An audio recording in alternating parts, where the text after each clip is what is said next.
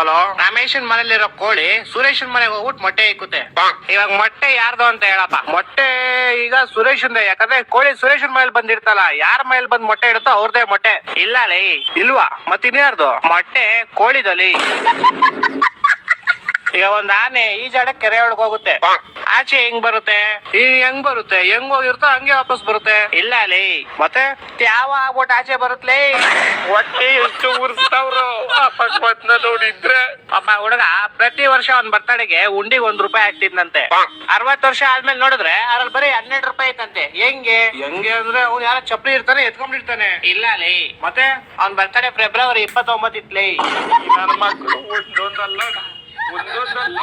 ಮಕ್ಕಳು last and final ಕೇಳ್ಕೊಂಬಿಡು. ಹೇಳು. ಒಬ್ಬ ಹುಡುಗಂಗೆ ಹೆವಿ ಶುಗರ್ ಇರುತ್ತೆ.